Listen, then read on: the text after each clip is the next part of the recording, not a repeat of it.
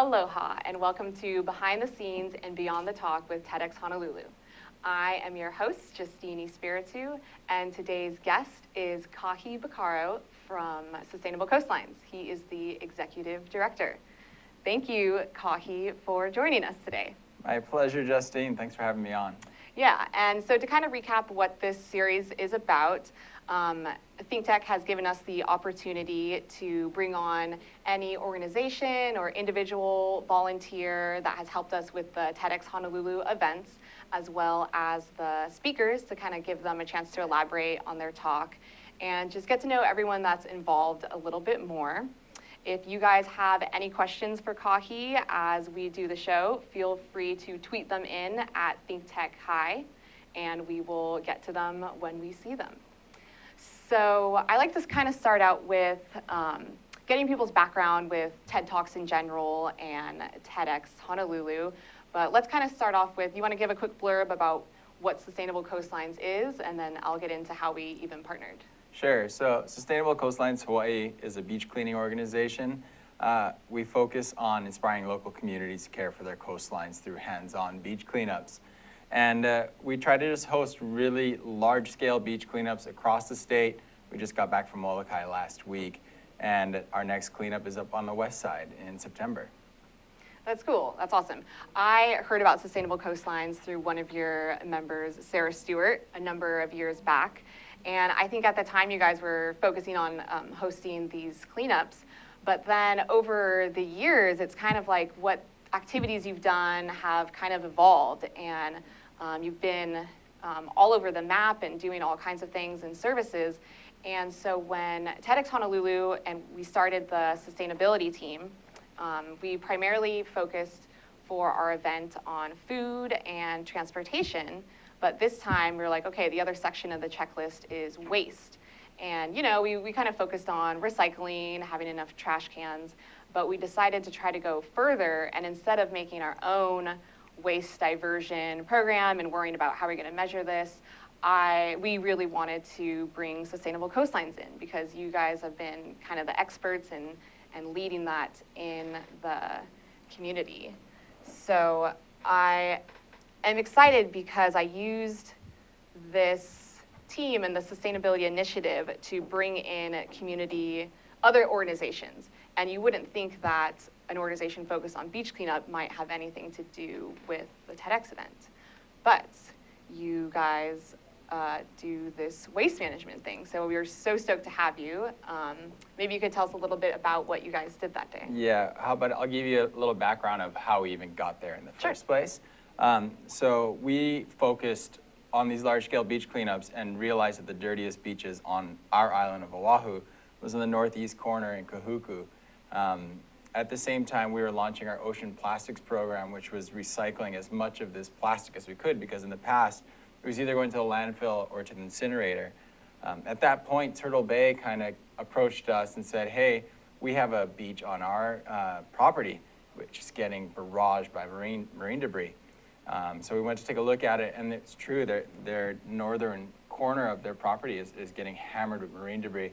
So we went and cleaned it up and started talking to them about our Oceans Plastic program with Method, and they offered to give us a section of the property, a tiny little section, but it's huge in our minds, that allows us to store all of our marine debris. We showed that we could be stewards of that area, stewards of their beaches and the other beaches of the northeast corner, and it just kind of built into a really powerful and strong relationship between a corporation and a nonprofit.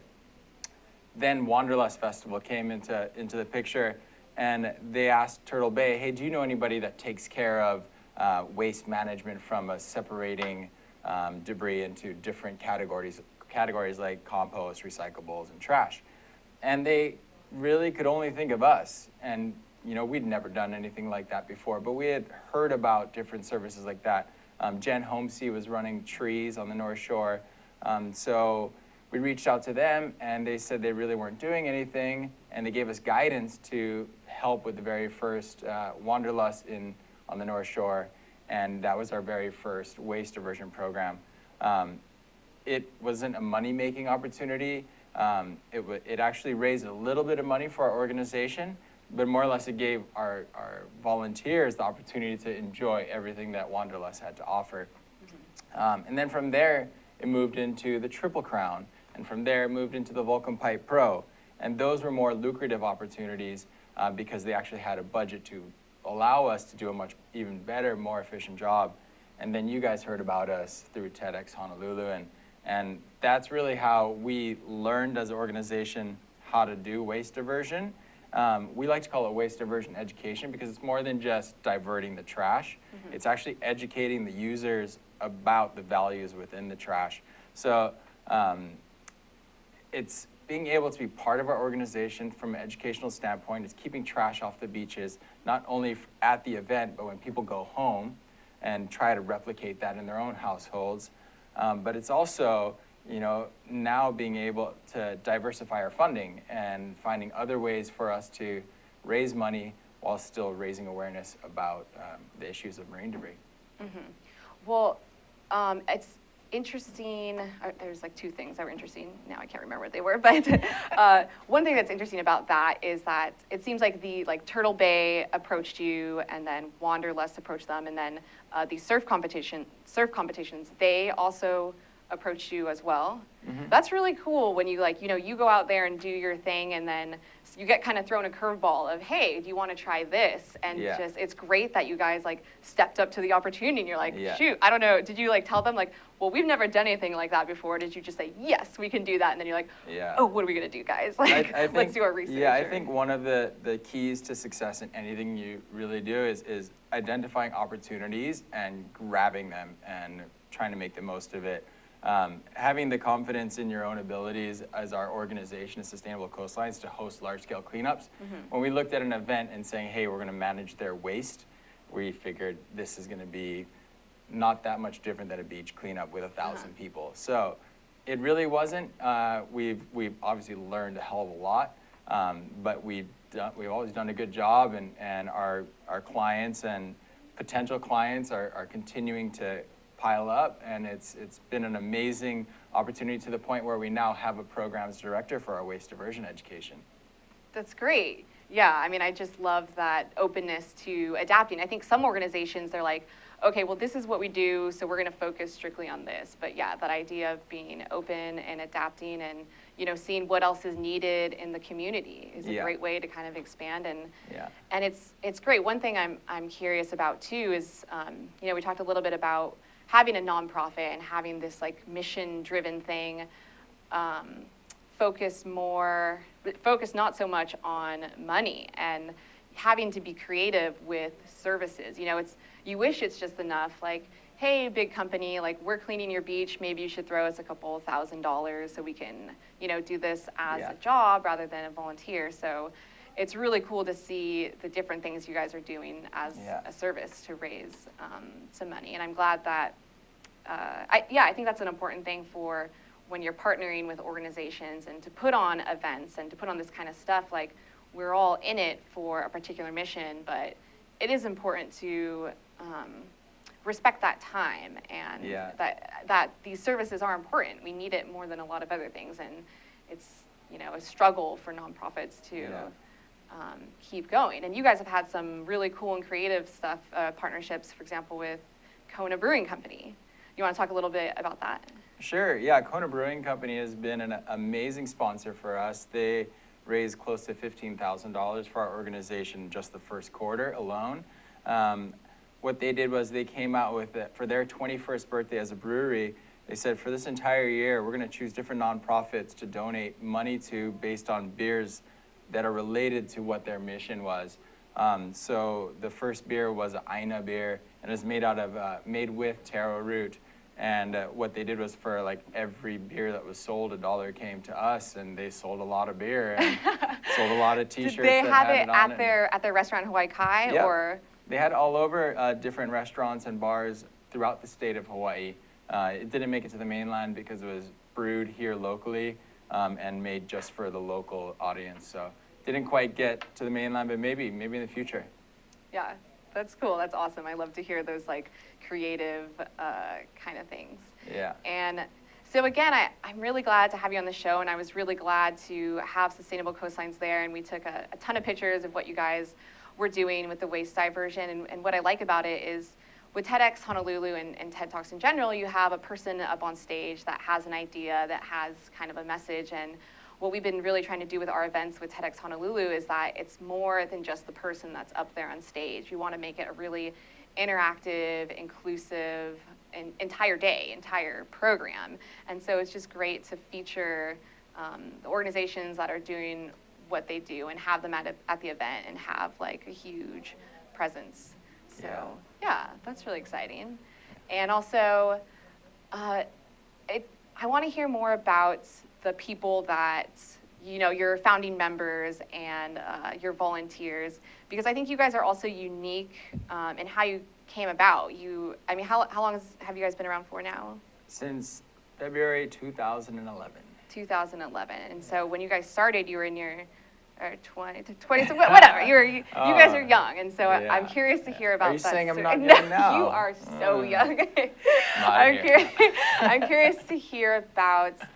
I'm really interested in what kind of causes young people to take initiative and to, you know, decide, you know what, we're not just going to go and pick up trash when we see it. Let's like start an organization. Let's try to rally people and motivate people. Well, let's take a step back to 2011 and look at where the economy was. It was pretty much in the tanks.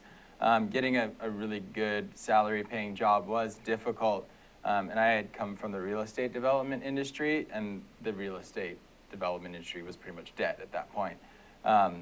The other group members within our organization were a lot younger than me even. So we would sit around about once a month and have a few beers and talk about what are we going to do? Are we going to start a business? Are we going to start a nonprofit organization? How can we make a difference in Hawaii? It was in the big blooming time of aquaponics, and we had this idea to put this aquaponic structure on top of an aquarium. We went through all the different steps to actually make it happen and realized it wasn't going to work from a cost standpoint.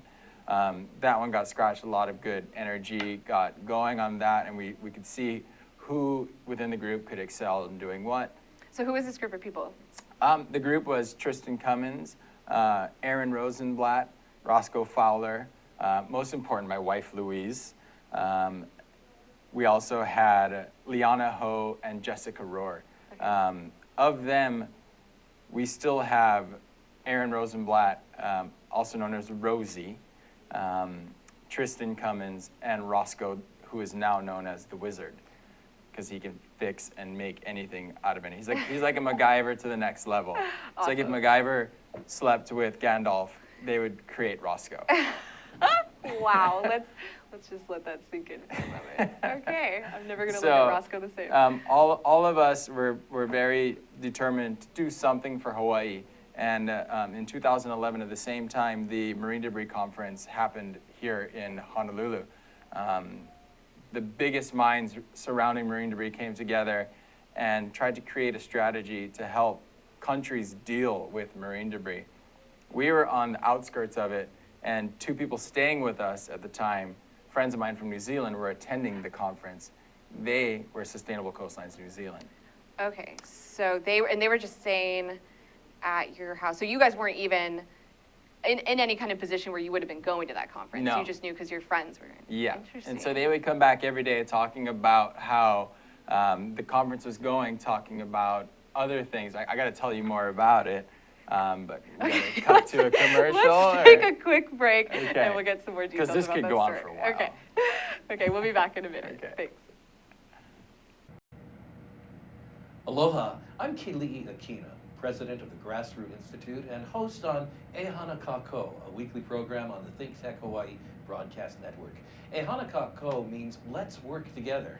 Think of the sad alternative, let's not work together. Here in Hawaii, with all of our diversity and the richness of the people, it's important for us to come together around issues on the basis of what's right and what's good and what's going to serve the common good. And that's what we try to do at Ehana Kako. Every week, we interview movers and shakers, people in government, business, and other sectors of society to talk about how to create together a better government, economy, a better world here in Hawaii that can bless the rest of the world. I thank you for your attention to ThinkTech Hawaii, and we look forward to seeing you every Monday, 2 to 3 p.m. on the ThinkTech Hawaii Broadcast Network. We're Ehana Kako, and we wish you well. Aloha. Aloha, and welcome back to Behind the Scenes and Beyond the Talk with TEDx Honolulu.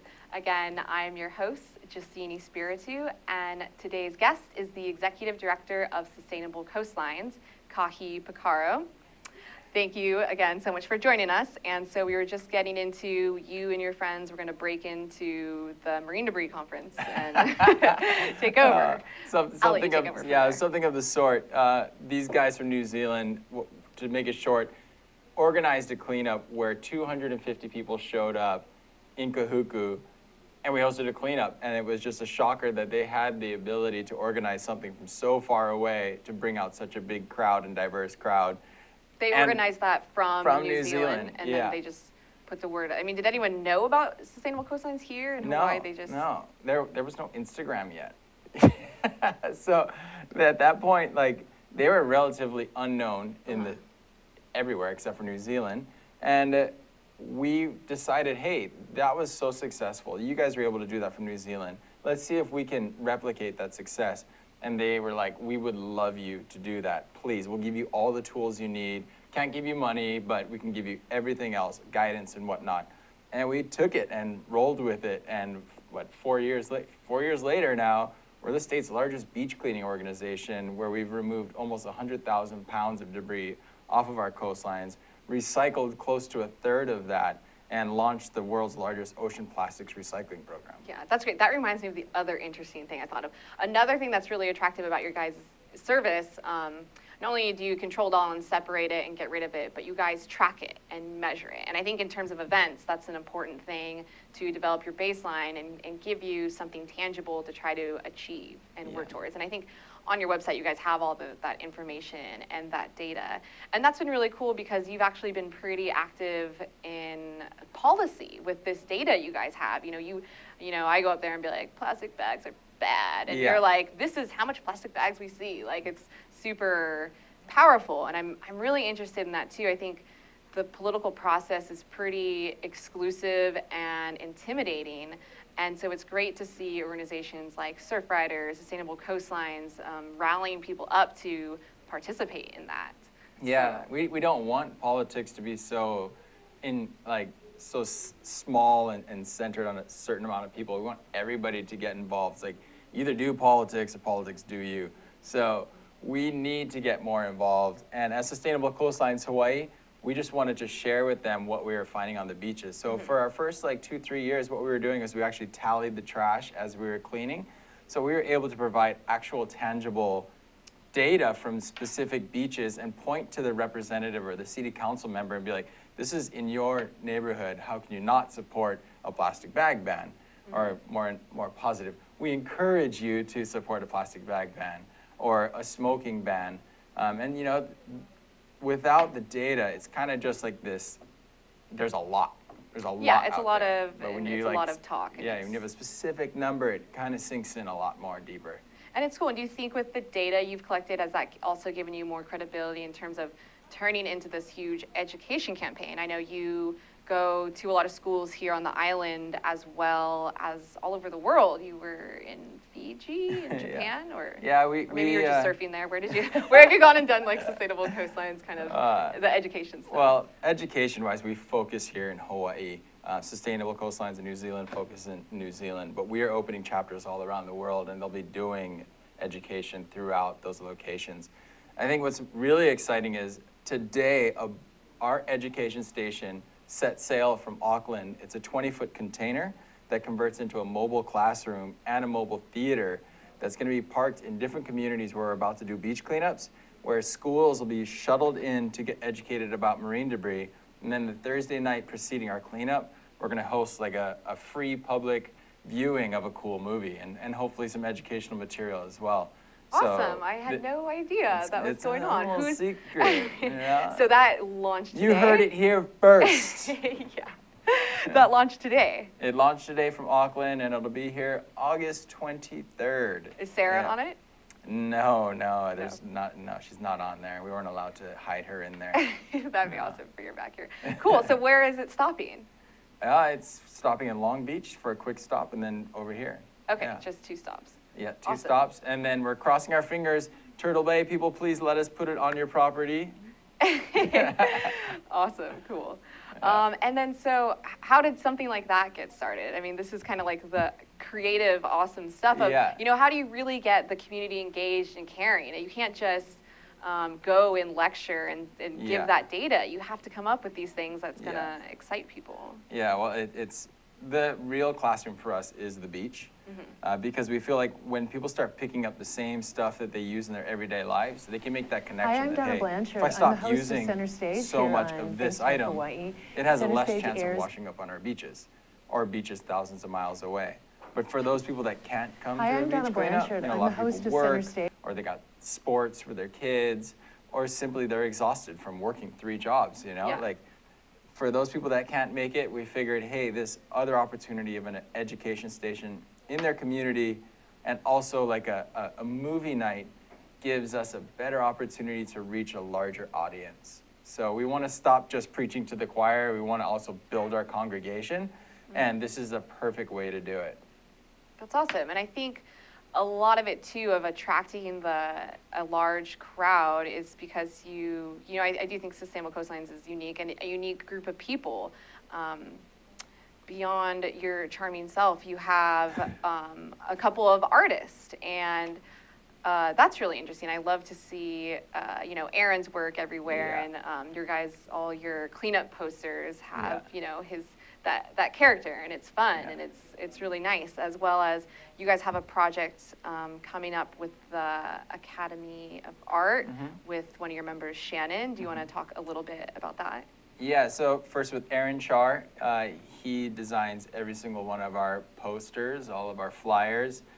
His art is iconic and it's so beautiful. So check out his work at aaroncharart.com, I think it is. And then for the big art project, this is going to be the largest marine debris art installation in the history of man.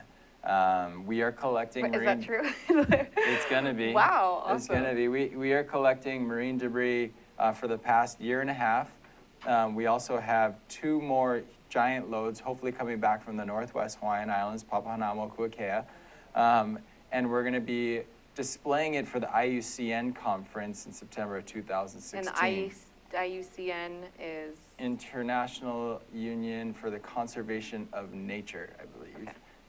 They're like a UN type organization, and they're bringing people in from all around the world And to that was see like a this. competitive process to get that hosted here in Honolulu? Yeah. Cool. And luckily, I guess it's not very hard for Hawaii to win something like that. Yeah. We wouldn't want to come here. Yeah. And so we're going to be installing this at Thomas Square, the park.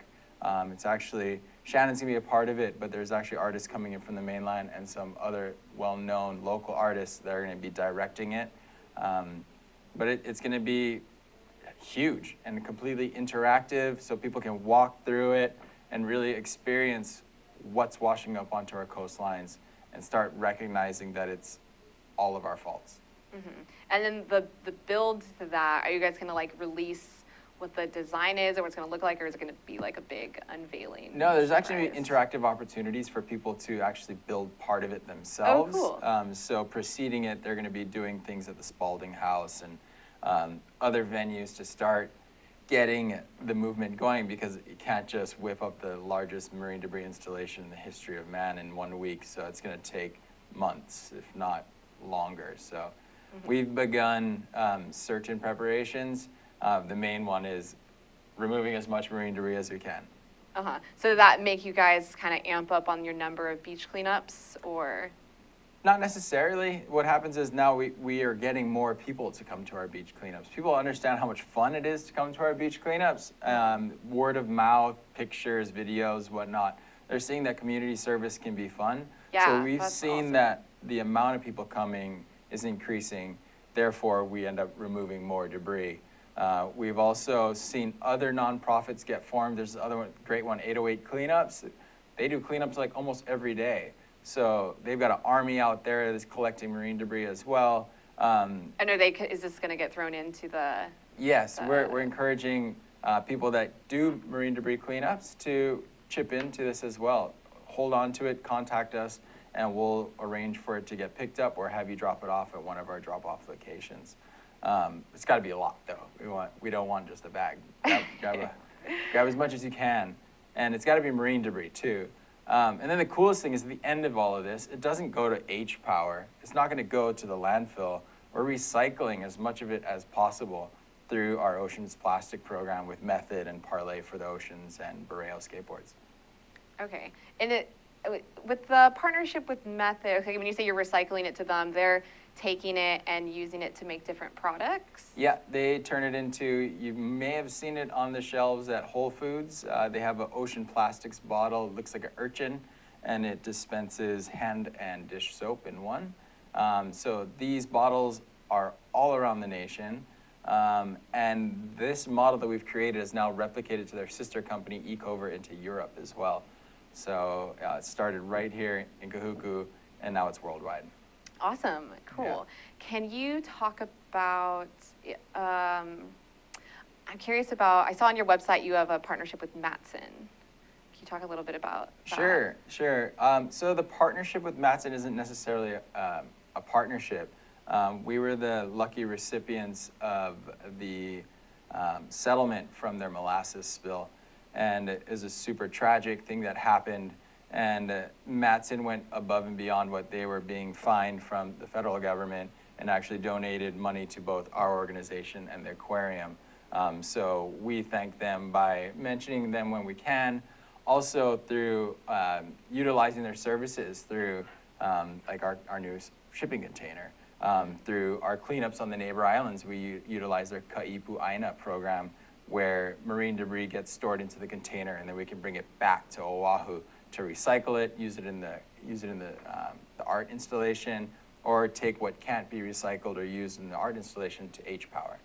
Cool, awesome. Yeah. It's cool to see when like stuff like that happens, to see something good can come out of it, or in their compensation that it can build rather than like demonizing them. I don't know. It's just great to see something good come out of it. It's cool to see also just a company itself just take it to the next level, recognize what they did was wrong, and do what they can to fix it versus just paying the penalty or using the lawyers to fight the penalty and whatnot. Just we messed up, let's make it right and never do that again.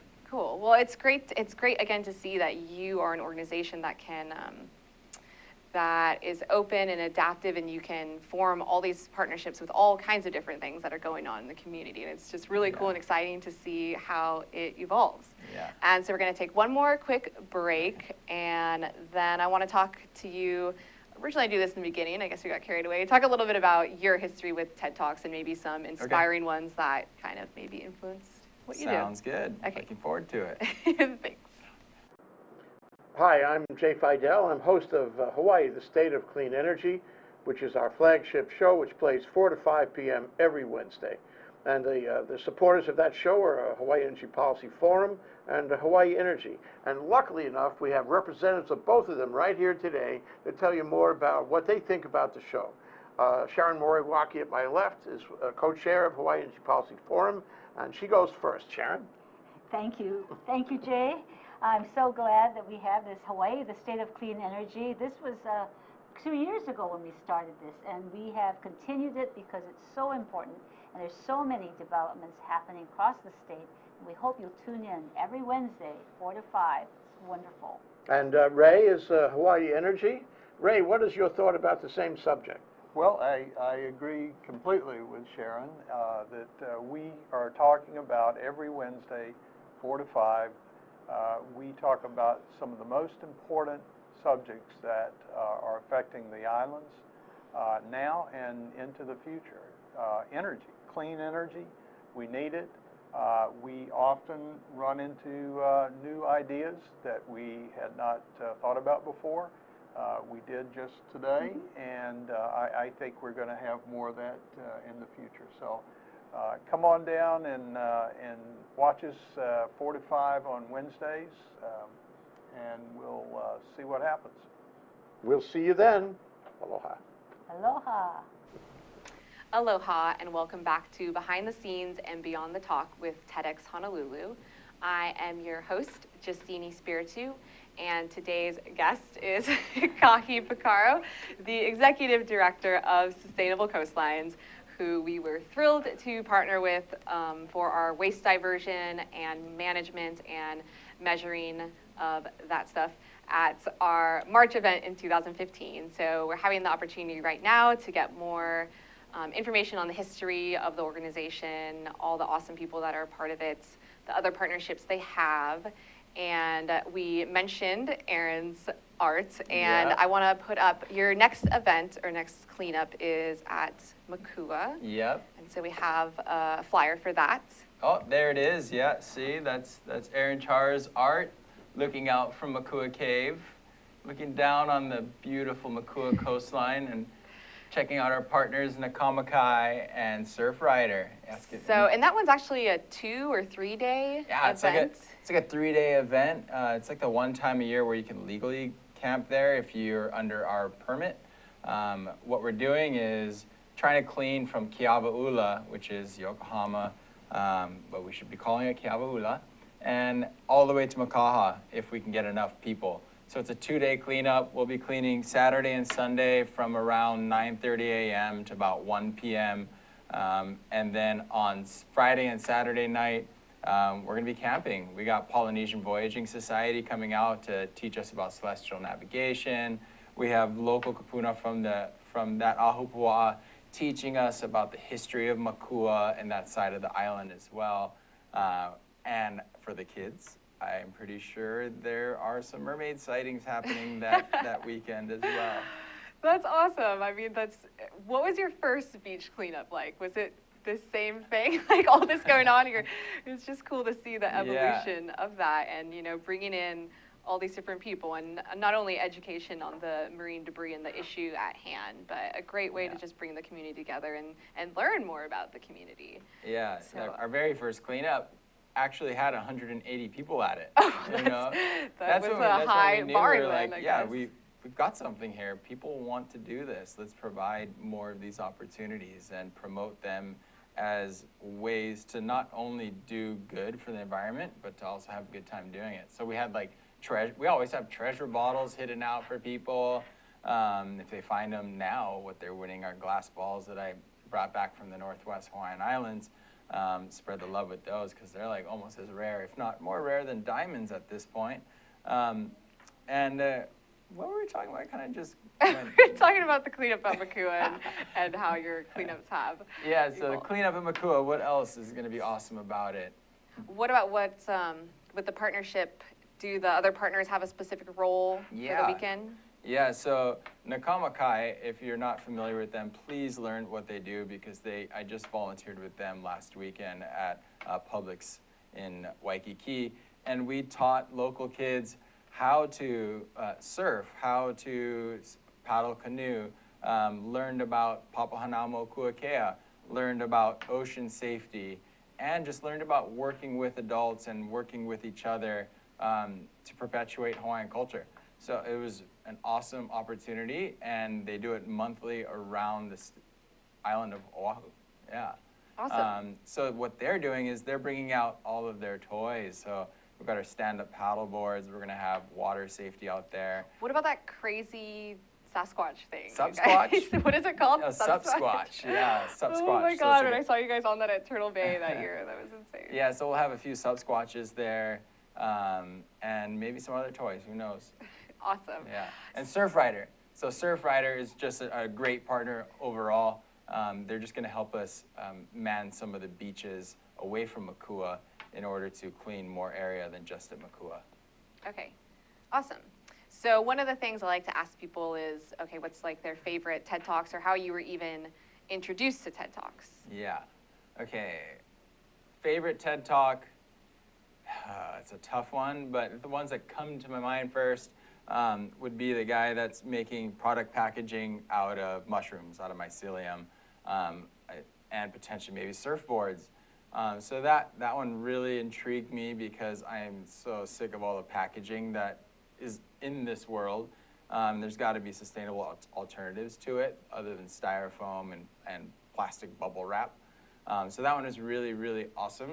And then the second one, which is a lot more controversial, was the Boy and Slat Ocean Cleanup Project, who we've been partnering with in certain degrees since the beginning of his blowing up into the world of TED Talks and just the world. What was controversial about it? So Boy and Slat has the idea to create an ocean array that will clean the Pacific Ocean within 5 to 10 years with these big manta-looking devices that are anchored to the bottom of the ocean.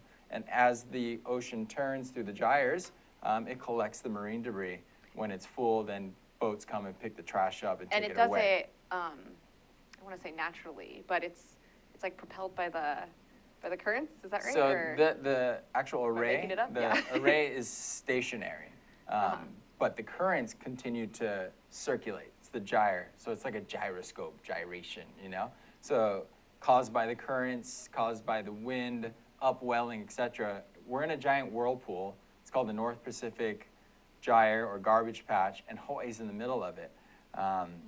So the issue that is controversial is the fact that if we believe that a machine can just be out in the ocean and clean up our trash, what's to stop us from just consuming at the consistent rate that we are right now? Oh, the problem I is, see. by saying that we'll clean it up for you, we then promote consumption. And the amount of money that has been poured into this project, when you look at it, it's coming, well, I shouldn't say it's coming, but a lot of times projects like this are funded by people like Coca-Cola, American Chemistry Council, other lobbyists that are into consumption and the promotion of continuing to use oil and stuff like that. Yeah, I mean, that's a really interesting thing that I've struggled with in terms of like technology or solutions. Is it, do we come up with things to enable us to continue this unsustainable lifestyle and routines, or do we change the mindset and change what we're, doing? So I always kind of like struggle with that of like what technologies kind of enable us to just continue. Yeah, I think more and more people are starting to recognize that. The whole consumption thing, we are just told to buy, use. Lifestyle of convenience and this throwaway culture, planned obsolescence, all these types of things that are lining the pockets of a few and emptying everybody else's because we all want the next best thing. Yeah, I feel like a sucker, but I try We not both have brand new iPhones probably. I'm on a contract, I'm past 2 years at this point, so I have made it past 2 years with my iPhone. Yeah, I mean, and it's a struggle too of, recognizing that, being conscious of consumption, but also not wanting to separate yourself out from society, still wanting to be a part of that. If you do see society and your culture kind of being wrapped up in that, how do you be conscious and step back, but not necessarily become a hermit? Yeah, exactly. That's exactly what I'm talking about. Yeah. And that's the scary part. Like people that really start digging into sustainability realize that if I really want to be the best global citizen, I should probably just kill myself. So that was heavy. That was really heavy. So it's finding the correct balance where you look for the sustainability of not just like right now, but for the future of mankind. If we all die, then there's none left of us. So how do we sustain everything and our own? Yeah, and recognizing what do we want to sustain and what is worth adapting or reverting back to more traditional lifestyles or practices. Yeah. Yeah. If we could all just look at how the Hawaiians live, the most sustainable culture probably ever created by man, by this earth. Yeah, and there's definitely, that struggle of, do we build new technology or do we kind of go backwards and try to talk to some people that, have more traditional lifestyles? But it's interesting. I'm glad. Well, it's cool that you picked those two different TED Talks because one is scientists, kind of well-established, been around for a while, and the guy we were just talking about is a pretty young guy. And so that's something that I really love about the TED platform and the TEDx platform, that you have experts, but you also have really inspiring people that are young and taking initiative, and maybe they don't have a title or they don't have like 10,000 degrees or come from the best school, but a normal, average person can have something to say that's inspiring. Yeah, because that's also what is pretty cool in my eyes too. Is like you've got young kids coming up with these great ideas, although they might not totally understand the issues, they're at least thinking of solutions versus just pointing at the problem. And I think that is super inspiring. And when we're doing presentations in schools, I always try to let these kids know, like, you might just come up with the solution or another part of the solution. So, yeah, or it's totally interesting to try to find solutions through the perspective of kids. I've seen this, and I've heard from like urban planners. They talk to kids like, okay, you draw a picture of what like you think the streets should look like, and in these like 5-year-old and 7-year-old children's or students' pictures, they're you have to give the bikes this much space, and you only give the cars a little bit of this space, and you have to have like trees everywhere, and so it's cool to see that kind of unbiased, creative, open mind of kids. And yeah, it's fun too to do presentations in schools and get them see what kind of creative stuff they're coming up with. Yeah. So you have partnered with the guy, sorry, what's his name? Boyan Slat. Yeah, what kind So of they name is just that? Where's he from? They're from he's from the Netherlands. Okay. So he was actually just here. CNN came along to track what they're doing. They just did a journey of 30 boats from Honolulu to California in a transect that is taking manta trolls. Those are nets that you drag behind a boat to take samples of how much plastic's in the ocean. So this is the largest journey to do this ever, and they're going to be able to get a really good idea of how much plastic is in the ocean and where it is mostly concentrated within the North Pacific garbage patch. For him, obviously, what it's going to be able to do is figure out where the best place to put his arrays are. But for everybody else, it gets us to have a better understanding of where all the debris is, and maybe get a better picture of maybe where it's coming from a more specific outlook. And then, so what does that mean for sustainable coastlines? What is that? Well, for us, it doesn't really mean that much at the moment, but looking for opportunities, probably something will come up. Cool. But his array, their design of what they're doing, right now, the best array in the world is Hawaii. We are right now a floating catcher's mitt of marine debris. It said every time that gyre spins, it spits out about 10% of its contents on coastlines around the North Pacific. A vast amount of it is landing in Alaska, where they just did the largest haul of marine debris by a group of people ever. That just happened 2 weeks ago.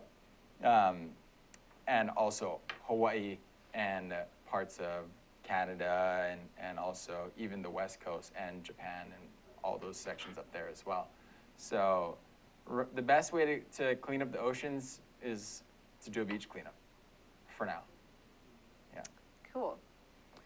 One more thing I like to ask my guests, if you were able to curate your own TEDx panel here in Honolulu, what might your theme be? And maybe 1 or 2 people you'd be interested in hearing from. Oh, you kind of put me on the spot. I know, sometimes I usually prep people with that beforehand. She did not prep me. So let me think here. I'm going to give you one more chance to tell me the question so I can think of it. Okay, let me do time. So if you had the opportunity to curate your own TEDx panel or conference with maybe 1 or 2 or 3 speakers, maybe what would your theme be? And maybe 1 or 2 people you would want to hear from that is in our community. I mean, maybe it can be easier. Like, what may be some people that were inspiring to you? No, we can keep it tough. I think maybe what I'd like to hear is bringing Hawaii more to the central stage of connecting the United States and Asia, and showing how our culture can be looked upon as a model for businesses and the sustainability of this world. I would probably bring Nainoa Thompson, if he said yes. Polynesian. Yeah, Polynesian Voyaging Society in Hokulea, because he's kind of been a great spokesperson up to now and continuing to do so. He's very well spoken, and he's seen it all. And he's built the nonprofit of Polynesian Voyaging Society to where it is now as they're on their journey around the world in a sailing canoe with no instruments on it other than. He's an amazing speaker. I did see him speak before. So I bring him on board. One more. And then, I'd love to bring like the more controversial side of the aisle of somebody who really is kind of in the sense, maybe not so open to government and More radical. Yeah, more radical. Do you have someone in mind? Yeah, Walter Riddy. Let's Okay. bring Uncle Walter up on. I've never even met the dude, but he seems pretty interesting, and I'd love to. Pretty controversial. Yeah, pretty controversial. Cool, yeah. Yeah, but and everybody has, passion is extremely powerful. It doesn't matter what you're passionate about, but I guess it kind of does. But I'd love to hear what he would have to say about that. We have to wrap it up. Thank you so much. Wrap it up, B. Let's make that panel happen. That would be exciting. Okay. Okay, thank you again so much for coming on. My pleasure. All right. Thanks.